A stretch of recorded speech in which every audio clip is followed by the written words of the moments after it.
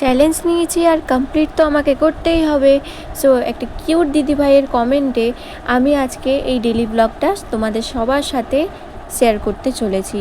তো good morning everyone. আমার সকালটা ঠিক এইরমভাবে একটি সুন্দর সকাল নিয়ে শুরু হয়েছে। এবার আমি উঠে তাড়াতাড়ি করে চান বান করে বাসি কাজ ছেড়ে রান্নাবান্না কমপ্লিট করার পর তারপর আমার ছেলেকে ঘুম থেকে তুলি। সে তো ঘুম ভাঙতেই চাইছে না।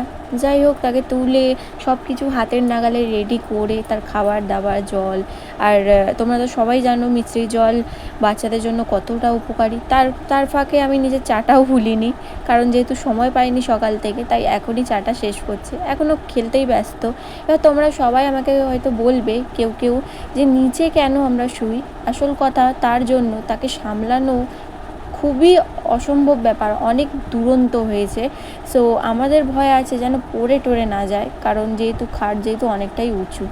যাই হোক, এরই ফাঁকে তোমাদের গল্পের সাথে শেয়ার করতে করতে এবার অনেকগুলো কথাও আমার অনেক কিছু বলার আছে এই ভিডিওতে। তোমরা পুরো শেষ পর্যন্ত দেখতে থাকো। হ্যাঁ, তোমরা দেখছো ভিডিওতে সে খুব সুন্দরভাবে ওষুধ খেয়ে নিচ্ছে। হ্যাঁ, সে খুবই ভালো বাচ্চা আমার। যাই হোক, তাকে নিয়ে এবার দোকানে গেছি। সে তো শান্তভাবে বসে আছে, চারদিকটা উপভোগ করছে। দোকান থেকে এসেই আমি ওই গলা রুটি বলে যেটা, ওটা বানিয়ে খেয়েছিলাম। তারপর দেখছি বৃষ্টি পড়ছে। এবার বৃষ্টির ওয়েদারটা বেশ ভালো লাগছে, বাইরে ঠান্ডা ঠান্ডা ওয়েদার। তার মধ্যে আমার বাচ্চাটা এখন খেলতেই ব্যস্ত। যাই হোক, আমি এই সুন্দর প্রকৃতিটা আমি বাইরে দেখছিলাম। এই যে দেখো না, গাড়িতে থেকেও শান্তি নেই, তাও দুষ্টুগিরি করছে। এত এত দূরত্ব হয়েছে বলার নয়। তাকে নিয়ে যে আমি কীভাবে সারাদিন থাকি সেটা আমিই জানি। তোমরা সবাই নিজের চোখেই দেখতে পাচ্ছ। আমি ভালো করে গাছিয়ে রাখি, বারবার এরমভাবেই করে দেয়। যাই হোক, বাচ্চা মানুষ তো করবেই। তাকে গাড়ি থেকে তুলে নিয়ে আমি তার সাথে খেলা করি। সেও আমার সাথে খেলায় মেতে উঠেছে। এবার গান করছে, হাসছে। এবার তাকে যা হোক করে তাকে ঘুম পাড়িয়ে দিয়ে এবার আমি নিজের কিছু অফিসের কাজ ছিল সেটা মিটিয়ে দিয়ে সব কিছু রেডি করে তাকে তুললাম ঘুম থেকে। ঘুম তো ভাঙছেই না সোনার। যাই হোক, এবার উঠেই আগে মায়ের কোল দরকার, মায়ের আদর দরকার। তাকে তাড়াতাড়ি করে চান করিয়ে খাইয়ে দিলাম।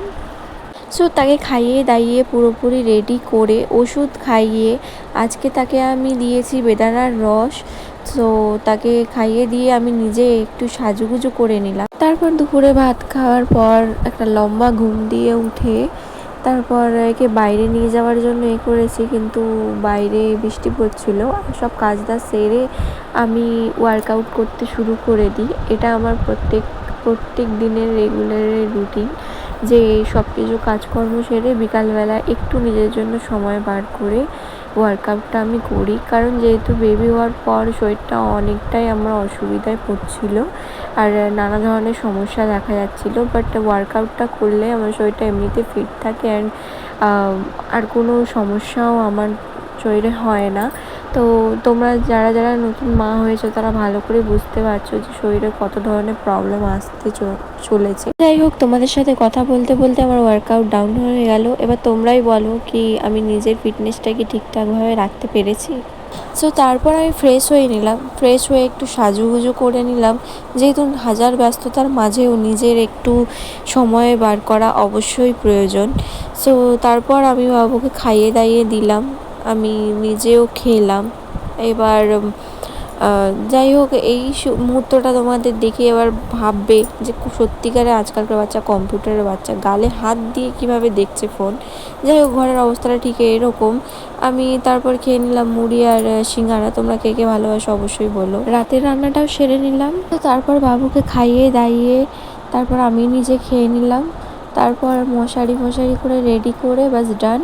সো বন্ধুরা, আজকে ভিডিওটা এতটাই থাক। তোমাদের সবাইকে গুড নাইট, টাটা।